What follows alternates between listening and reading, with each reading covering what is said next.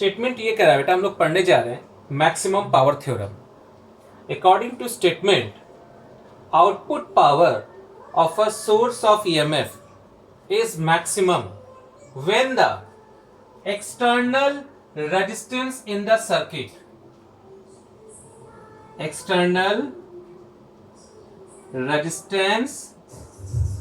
in the circuit is equal to internal resistance of the cell। जो हम लोग cell इस्तेमाल करेंगे बेटा, उस सेल के इंटरनल रेजिस्टेंस के बराबर हो, या सिर्फ सीधे कहो सोर्स के। अब आप इसका मतलब समझे, जो तुम सोर्स इस्तेमाल करोगे उससे तुम्हें मैक्सिमम पावर कब मिलेगा? जब उस सेल को तुम जिस सर्किट में जोड़ रहे हो उस सर्किट का अगर एक्सटर्नल रेजिस्टेंस तुम्हारे इंटरनल रेजिस्टेंस के अगर इक्वल है, तब हम कहेंगे कि हमें मैक्सिमम पावर ऑब्टेन होगा। इसका मतलब आप ऐसे समझ लीजिए, हम इसका सर्किट डायग्राम बना रहे हैं, आप इसको अच्छे से समझिएगा। ये मैंने सेल बना दिया बेटा, और ये इसका इंटरनल रेजिस्टेंस R, ये एक्सटर्नल रेजिस्टेंस कैपिटल R। इसको हम ऐसे करके डॉटेड में बनाते हैं। ये कैपिटल R है, यहां से करंट कितनी प्रोवाइड हो रही है? I। अब ये सेल मैक्सिमम पावर तुम्हें तभी देगा जब capital R and small r both are equal. ये कंडीशन है बेटा, अगर ये कंडीशन है तब उसी कंडीशन में पावर मैक्सिमम होगा। अब हम ये कैलकुलेट करें, उस पावर मैक्सिमम की वैल्यू कितनी होगी वो चेक करें। उससे पहले आप ये पता करो बेटा, ये सेल कितनी करंट प्रोवाइड कर रही है। तो I equal to E upon capital R plus small r। इससे कितना पावर क्रिएट होगा ये निकाल लें। P equal to I square R, ये फॉर्मूला हमने पढ़ा हुआ है, I स्क्वायर R। यहां से I की वैल्यू पुट कर दो बेटा, E upon capital R plus small r whole square into small r। अब आप चेक करिए बेटा, P equal to E square upon E square R upon capital R square plus small r square and plus 2 small r into capital R। एक तो ये formula हुआ, लेकिन थोड़ा सा इसको आप और मॉडिफाई करने की कोशिश करें बेटा। कैसे करके देखते जाओ। क्या हम इसी चीज को ऐसे लिख सकते हैं, capital R minus R whole square, capital R minus R whole square, and चूंकि हमें प्लस लाना है तो यहां लगा दे रहे हैं plus 4R into small r। आपने इस वाले टर्म को इस टर्म में लिखने की कोशिश की। देखिए कैपिटल R प्लस R का होल स्क्वायर है, आपको क्या लिखना है इस फॉर्म में। इसको ओपन करेंगे, देखिए यही चीज आ जाएगी। कैसे? देखिए कैपिटल R का whole square plus small r का whole square minus 2 capital R into small r plus 4 capital R small r। Solve करेंगे तो आएगा capital R square plus small r square plus 2 capital R into small r। वो value आप यहां put कर दीजिए, ये वाली वैल्यू यहां पे रख दिया। अब आपको पावर मैक्सिमम चाहिए, बहुत सोच समझ के बताइएगा बेटा। अगर तुम्हें ये पावर की मैक्सिमम वैल्यू निकालनी है तो या तो आप इस वैल्यू को जीरो करो या फिर इस वाले वैल्यू को जीरो करो। अगर आप इस वाले वैल्यू को जीरो करेंगे, इस वाले टर्म को, तो ये माइनस r का होल स्क्वायर आ जाएगा। लेकिन अगर आप इस वाले टर्म को जीरो करेंगे तो आपके पास ये वाला टर्म स्मॉलर कर देगा। ये मल्टीप्लाई में है और ये माइनस में है, तो it is more less than this term. तो अगर ये पावर मैक्सिमम हमें निकालना है तो तुम इस वाले टर्म को r माइनस r का होल स्क्वायर को जीरो करना पड़ेगा, तब जाके ये पावर की वैल्यू मैक्सिमम हो जाएगी। तो इसका मतलब r minus r is equal to 0, तो capital R is equal to small r। ये हो गया बेटा प्रूफ कि पावर मैक्सिमम हमें इस कंडीशन में मिलेगी। अब वो पावर मैक्सिमम की वैल्यू होगी कितनी वो भी चेक कर लें। पावर मैक्सिमम की वैल्यू यहां से इन दोनों को इक्वल कर दो, इसको 0 कर दिया तो वैल्यू कितनी आएगी बेटा, E square R upon 4 capital R to small R, ये कैंसिल आउट हुआ तो ई स्क्वायर अपान 4r, ये बिल्कुल अच्छे से लर्न कर लीजिए आप लोग। मैक्सिमम पावर की जो वैल्यू आएगी वो ये वैल्यू आएगी, E square upon 4 into small R, जहां ई क्या है, ईएमएफ ऑफ द सेल और बैटरी या सोर्स, स्मॉल आर क्या है, जो सेल तुम इस्तेमाल करोगे उस एक सेल का इंटरनल रेजिस्टेंस, और उससे हमें क्या निकल आएगा, पावर मैक्सिमम। बेटा ये आपका मैक्सिमम पावर थ्योरम जो था ये तुमने निकाल लिया। यहां पे आज हम इस चैप्टर को एंड कर रहे हैं। होप करंट इलेक्ट्रिसिटी चैप्टर आप सबने रिवाइज किया होगा, उसको प्रैक्टिस करते रहिए। अब हम नया चैप्टर आज से स्टार्ट करने जा रहे हैं जो हमारा नया यूनिट होगा एक तरह से, that is magnetic effect of current. हम लोग अब जो नया पढ़ने जा रहे हैं ये है मैग्नेटिक इफेक्ट ऑफ करंट। चलिए स्टार्ट करते हैं, ध्यान से देखिएगा।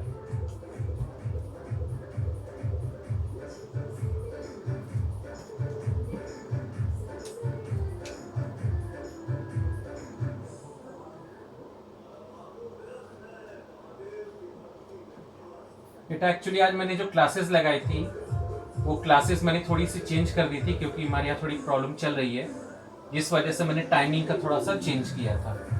तो जिस समय तुम लोग मैथ्स की क्लास कर रहे थे उस समय तो वेट किए, बट आप लोग जब देखिए कि आप लोग मैथ्स की क्लास कंटिन्यू है तो मैंने उसी समय ये वीडियो बना दिया ताकि आप लोग का लॉस ना हो। अगर आज हम बाई चांस क्लास ना भी ले पाए, क्योंकि मुझे भी अर्जेंटली निकलना है, तो अगर क्लास ना ले पाए तो कम से कम ये वीडियो आप तक पहुँच जाए और आप लोग उसको अच्छे से समझ पाए। और कल हमारी क्लास फिर होगी, कल हम जब क्लास लेंगे निश्चित रूप से, ठीक है, लॉस नहीं होने देंगे बेटा। नया चैप्टर है मैग्नेटिक इफेक्ट ऑफ करंट। क्या कॉन्सेप्ट है समझते हैं बेटा। मैग्नेटिक इफेक्ट ऑफ करंट, एक साइंटिस्ट है हेंस ओर्स्टेड, उन्होंने ये कहा था कि अगर कोई कंडक्टिंग वायर है और उसको आपने अगर सेल से कनेक्ट किया है, मतलब उसमें से अगर इलेक्ट्रिसिटी पास कर रही है, तो वो जो कंडक्टिंग वायर होगा वो एक मैग्नेट की तरह बिहेव करेगा, मतलब उसमें मैग्नेटिक इफेक्ट आ जाएगा। अब यहां पे जानना हमें यह जरूरी है कि मैग्नेटिक फील्ड क्या होती है। हमें सबसे पहला वर्ड जानना है, मैग्नेटिक फील्ड के बारे में जानना पड़ेगा कि मैग्नेटिक फील्ड क्या है, ये जान लें। देखिए बेटा, मान लीजिए ये आपके पास एक मैग्नेटिक सब्सटेंस है। ये मैग्नेटिक सब्सटेंस मान लीजिए कोई मैग्नेट है जिसके 2 पोल्स हैं, north pole and south pole. अब अगर इसके चारों तरफ हम किसी भी जगह पर अगर एक मैग्नेटिक कंपास लाके रखते हैं, चाहे वो मैग्नेटिक कंपास अगर हम यहां रखते हैं तो हम देखते हैं कि इसमें डिफ्लेक्शन आ रहा है, यहां रखते हैं तो हमें डिफ्लेक्शन नजर आ रहा है, यहां रखते हैं तो डिफ्लेक्शन नजर आ रहा है। मतलब इस बाउंड्री के चारों तरफ, इस मैग्नेट के चारों तरफ हमने एक बाउंड्री बना दी। इस बाउंड्री के अंदर आप कहीं भी मैग्नेटिक कंपास को रखेंगे उसमें डिफ्लेक्शन जरूर शो होगा, थोड़ा बहुत डिफ्लेक्शन जरूर शो होगा। यहां पर डिफ्लेक्शन लेस होगा, यहां पर डिफ्लेक्शन अधिक होगी, यहां और अधिक होगी, यहां और अधिक होगी, यहां बीच बिल्कुल नहीं होगा, और जैसे जैसे आप दूर होते जाएंगे डिफ्लेक्शन रिड्यूस होता जाएगा। लेकिन जैसे इस मैग्नेटिक कंपास को आप इस बाउंड्री के बाहर रखेंगे डिफ्लेक्शन रुक जाएगा बेटा, नियर इज नो डिफ्लेक्शन। तो ये जो चारों तरफ एक फील्ड बन गई, इसी फील्ड को हम लोग कहते हैं magnetic field. The space around a magnet, the space around a magnet in which magnetic force can be experienced is known as magnetic field। ठीक है बेटा, ये तो हुआ मैग्नेटिक फील्ड का कॉन्सेप्ट। अब ओर्स्टेड ने कहा था कि क्या कोई वायर यानी कोई इलेक्ट्रिसिटी की हेल्प से क्या हम मैग्नेटिक फील्ड क्रिएट कर सकते हैं, हमें उसी चीज को पढ़ना है। अब तो सबसे पहला है बेटा कॉन्सेप्ट हेंस ओर्स्टेड का एक्सपेरिमेंट। उन्होंने इस तरह का एक कंडक्टिंग वायर लिया और उसको सेल से कनेक्ट कर दिया, और इसके ऊपर बेटा इन्होंने एक मैग्नेटिक कंपास रख दी। जब मैग्नेटिक कंपास आपका ओपन केस में है, मतलब करंट आपकी कोई पास नहीं कर रही है, सर्किट ओपन है, तो उस समय मैग्नेटिक कंपास अपनी जगह पर स्टिल है, माने रुकी हुई है। लेकिन जैसे ही इसको हम ऑन कर देते हैं, तुरंत इस सर्किट से करंट पास करनी शुरू हो जाती है, और करंट पास करते ही तुरंत इसमें एक डिफ्लेक्शन स्टार्ट हो जाता है, वो इस तरह से डिफ्लेक्ट हो जाता है। आपको पता है कि किसी भी मैग्नेटिक थिंग में, कोई भी मैग्नेटिक ऑब्जेक्ट है, अगर उसमें डिफ्लेक्शन हो रहा है तो निश्चित रूप से उसके अगल बगल कुछ भी मैग्नेटिक ऑब्जेक्ट रखा होगा, क्योंकि उसी के फोर्स से इसने इसको अपनी तरफ अट्रैक्ट किया। यहां तो कोई दूसरा मैग्नेट दिख नहीं रहा है, तो यहां पर कंक्लूजन ये निकला कि जैसे ही करंट पास करना शुरू कर दिया बेटा, तुरंत इसके चारों तरफ एक मैग्नेटिक फील्ड क्रिएट हुई। क्योंकि यही चीज रिवर्स केस में भी देखा गया, उन्होंने बाद में इसके टर्मिनल को चेंज कर दिया, इन्होंने इसको नेगेटिव से जोड़ दिया, और सॉरी इसको पॉजिटिव से जोड़ दिया और इसको नेगेटिव से जोड़ दिया। पहले केस तो ये था, बाद में टर्मिनल को चेंज करके इन्होंने इसको नेगेटिव कर दिया और इसको पॉजिटिव कर दिया। ऑब्वियस सी बात है, अब करंट का डायरेक्शन बदल जाएगा।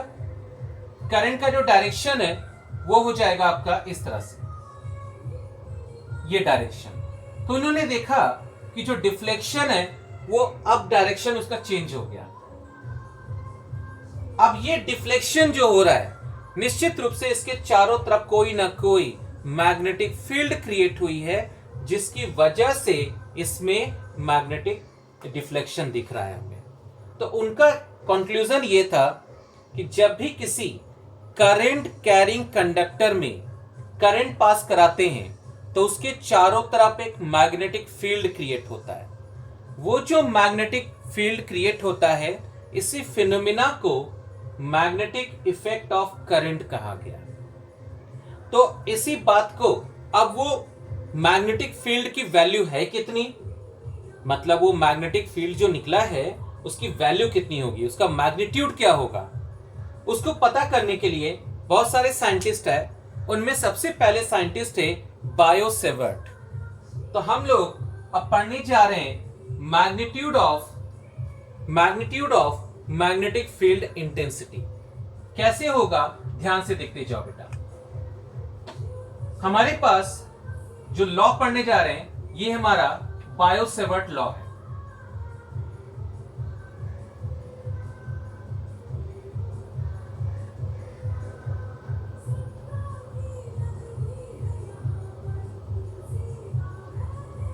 बायो सेवर्ट लॉ के अकॉर्डिंग मान लीजिए आपने इस तरह से कोई कंडक्टर लिया, इस कंडक्टर की जो लेंथ है, और ये इनफाइनाइट लेंथ का वायर है, इस इनफाइनाइट लेंथ के वायर में मान लीजिए करंट हमारी यहां से पास कर रही है आई।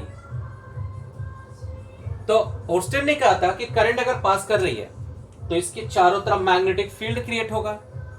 तो उस मैग्नेटिक फील्ड की जो वैल्यू है, इंटेंसिटी जिसे कहेंगे, क्या वो हर जगह पे इक्वल होगी या डिफरेंट होगी। तो अगर मान लीजिए मुझे इस कंडक्टर की वजह से मुझे पर्टिकुलर इस पॉइंट पर मैग्नेटिक फील्ड की इंटेंसिटी पता करनी हो कि उस मैग्नेटिक फील्ड का मैग्नीट्यूड क्या होगा, तो हम कैसे पता करेंगे। तो उसके लिए बायो सेवर्ट ने कहा था कि पूरे कंडक्टर को आप स्मॉल एलिमेंट्स में ब्रेक कर दीजिए। तो हमने क्या किया, टोटल लेंथ हमारा L है, हमने क्या किया, इसको बहुत ही स्मॉल पोर्शन में डिवाइड कर दिया। ये पोर्शन, ये जो है इसको हम कहेंगे dl। चूंकि ये वेक्टर है इसलिए हम dl कहेंगे बेटा, dl वेक्टर। इसको कहेंगे करंट एलिमेंट, यानी कि इस पूरे वायर का एक छोटा सा हिस्सा जिसमें से I करंट पास कर रही है, और इस dl का जो डायरेक्शन होगा ये वही होगा जो आपका करंट का डायरेक्शन होगा। तो ये dl आपका करंट एलिमेंट हो गया। अब करना क्या है आपको, बायो सेवर्ट के अकॉर्डिंग जिस करंट एलिमेंट की वजह से, अब हम करेंगे क्या, इस छोटे से करंट एलिमेंट की वजह से इस पॉइंट पर हम मैग्नेटिक फील्ड पता करेंगे और फिर उसका हम इंटीग्रेशन कर देंगे तो वो पूरे का निकल आएगा। तो उन्होंने कहा था कि ये बहुत स्मॉल पोर्शन है, इसकी वजह से पॉइंट P पर एक मैग्नेटिक फील्ड क्रिएट होगी। मैग्नेटिक फील्ड इंटेंसिटी को डिनोट करने के लिए हम लोग B का इस्तेमाल करेंगे और ये एक वेक्टर क्वांटिटी है। तो आपको करना क्या है, सबसे पहले जिस पॉइंट पे आपको मैग्नेटिक फील्ड पता करनी है उस पॉइंट से उस करंट एलिमेंट को ज्वाइन कर दीजिए इस तरह से। यह आपने करंट एलिमेंट को ज्वाइन कर दिया। इस करंट एलिमेंट की कोई ना कोई पोजीशन होगी, इस पोजीशन को हम वेक्टर R कहते हैं। ये वेक्टर R हो गया। सेकंड थिंग, ये जो करंट एलिमेंट है और ये जो आपका पोजीशन वेक्टर है जिस पॉइंट पे आपको कैलकुलेट करना है, उन दोनों के बीच में कोई ना कोई एंगल बन रहा है, तो वो एंगल ये बन रहा है बेटा, थीटा। ये जो थीटा है ये वो एंगल है जो ये पोजीशन वेक्टर करंट एलिमेंट के साथ बना रही है। तो करंट एलिमेंट के साथ कितना एंगल बनाई, थीटा। तो अब देखो बेटा, अगर पूरा वायर होता तो इसकी वजह से इस पॉइंट पे जो मैग्नेटिक फील्ड क्रिएट होती तो वो तो B होता, लेकिन जब ये स्मॉल एलिमेंट ले रहे हैं तो इस स्मॉल एलिमेंट की वजह से जो मैग्नेटिक फील्ड होगी वो बहुत स्मॉल एलिमेंट होगी और उसको कहेंगे dB। यानी इस dl की वजह से इस पॉइंट पे जो मैग्नेटिक फील्ड क्रिएट हुआ वो dB हुआ। अब इन्होंने कहा था बायो-सेवर्ट के अकॉर्डिंग जो मैग्नेटिक फील्ड क्रिएट हुई है इस करंट एलिमेंट की वजह से, इसका जो मैग्नीट्यूड होता है वो डायरेक्टली प्रोपोर्शनल है कि उसमें कितनी करंट पास कर रही है। जितनी अधिक करंट पास करेगी, उस छोटे से एलिमेंट में जितनी करंट पास करेगी, उसी के अकॉर्डिंग यहां पर मैग्नेटिक फील्ड क्रिएट होगा। फिर इन्होंने कहा कि जो आपका dB है वो उस करंट एलिमेंट के लेंथ के डायरेक्टली प्रोपोर्शनल होगा। Second thing. थर्ड थिंग, इन्होंने कहा कि दोनों करंट एलिमेंट और ये वेक्टर, इन दोनों के बीच में जो एंगल बन रहा है उस एंगल के साइन थीटा के डायरेक्टली प्रोपोर्शनल होगा। और लास्ट बेटा इन्होंने कहा कि जो करंट एलिमेंट है, ये जो dB है वो पोजीशन वेक्टर से कितने के एंगल पर है, कितने डिस्टेंस पर है, उसके स्क्वायर के इनवर्सली प्रोपोर्शनल। मतलब dB proportional to 1/r square. ध्यान रखना, हमने से मैग्नीट्यूड यहां पे लिया है। अगर हम इन चारों को कंबाइन कर दें तो हमारे पास रिजल्ट आएगा dB proportional to I dl sine theta r square. जब आप यहां से प्रोपोर्शनल के साइन हटाएंगे तो इसकी जगह पर एक कांस्टेंट लगाना पड़ेगा। इस कांस्टेंट को हम लोग कहेंगे μ0/4π और ये आ जाएगा I dl sine theta r square. जहां μ0 जो होगा, जो μ0 है इसको कहेंगे परमिबिलिटी कांस्टेंट। μ0 है तो ये एयर के लिए बात होगी, फ्री एयर के लिए बात होगी। ये हो गया बेटा बायो-सेवर्ट लॉ। अब मुझे अगर इसको वेक्टर फॉर्म में दिखाना हो तो हम कैसे दिखाएंगे, इसके लिए थोड़ा सा बेटा आपको लॉजिक लगाना पड़ेगा। बहुत ध्यान से देखिएगा। क्योंकि मैग्नेटिक फील्ड की जो इंटेंसिटी है वो एक वेक्टर क्वांटिटी है, तो मुझे अगर इसका डायरेक्शन पता करना हो तो हम कैसे पता करेंगे। नोटिस करिएगा, मान लीजिए मेरे पास एक वेक्टर A है और ये एक दूसरा वेक्टर B है। मैंने लिखा एंगल का जो ट्रांसफॉर्मेशन हो रहा है वो फ्रॉम A टू B हो रहा है बेटा, फ्रॉम A टू B हो रहा है। तो जब A टू B होगा तो हम लिखेंगे vector A cross vector B। क्या लिखेंगे बेटा इसको? Vector A cross vector B लिखेंगे। और जब मुझे इसी को ऐसे करके लिखना हो, वेक्टर A, और मुझे मान लीजिए मुझे इसको ऐसे करके लिखना हो, B से A का ट्रांसफॉर्मेशन हो रहा है, तो हम इसको लिखेंगे vector B cross vector A। इसको लिखेंगे vector A cross vector B और इसको लिखेंगे vector B cross vector A। Vector A cross vector B का मतलब ये हुआ mod of A mod of B into sine theta और साथ ही साथ यूनिट वेक्टर n। अब ये जो यूनिट वेक्टर n का जो डायरेक्शन होगा, ये इन दोनों के वेक्टर्स के डायरेक्शन के परपेंडिकुलर होगा। नोटिस करिएगा बेटा। अब डायरेक्शन कैसे पता करेंगे? तो इसका डायरेक्शन अगर पता करना है तो आप पता करेंगे राइट हैंड स्क्रू रूल या राइट हैंड रूल यूज करेंगे। देखिए कैसे होता है। ये जो आपका थंब है, ठीक है, ये बताता है आपके वेक्टर को, और ये जो चीज है ये वाला डायरेक्शन, ये डायरेक्शन ऑफ मोशन को बताएगा। जरा इसमें देखिएगा, इसमें आपका जो डायरेक्शन है वो A से B की तरफ है, मतलब इस तरह से मूव कर रहा है। नोटिस करिएगा बेटा, इस तरह से मूव कर रहा है। तो what is the direction of thumb? Thumb into the page है, मतलब इनटू द बोर्ड है, मतलब बोर्ड के इनसाइड में है। लेकिन जरा इस केस में देखो, इस केस में एंगल कैसे ट्रांसफॉर्म हो रही है, इस तरह से। तो थंब किधर जा रहा है? आउटसाइड। मतलब इस वाले में आपका जो वेक्टर है, जो रिजल्ट आ रहा है, यानी यूनिट वेक्टर, वो इनटू द पेज है। और इनटू के लिए बेटा हम लोग क्रॉस सिंबल का इस्तेमाल करते हैं। और यहां पर क्या है? आउट ऑफ द पेज है। तो आउट ऑफ द पेज के लिए हम लोग डॉट सिंबल का इस्तेमाल करते हैं। आई होप ये बात पूरी समझ में आ गई होगी कि क्रॉस कब लगाते हैं और डॉट कब लगाते हैं। अब आप जरा सा इस केस में आ जाइए। यहां पर देखिएगा बेटा कि जो एंगल है, यहां पर आर के साथ एंगल है, लेकिन यहां आर तो में दिख नहीं रहा है। तो एक काम करते हैं, हम लोग इसको इस फॉर्म में लिखने की कोशिश करते हैं। dB is equal to mu naught upon 4 pi I dl into r sine theta, और नीचे लिख देते हैं आर क्यू। अब मुझे इसको वेक्टर फॉर्म में लिखना है। ये जो थीटा है ये किसके बीच का एंगल है? थीटा बेटा इन दोनों के बीच का एंगल है। तो मुझे अगर इसको सही ढंग से लिखना हो तो कैसे लिखेंगे? हम लिखेंगे mu naught upon 4 pi into I, ऐसे छोड़ दीजिए, vector dl cross vector r n upon r cube. Vector A cross vector B is equal to A vector B। एक मिनट नोटिस करिएगा बेटा इस चीज को।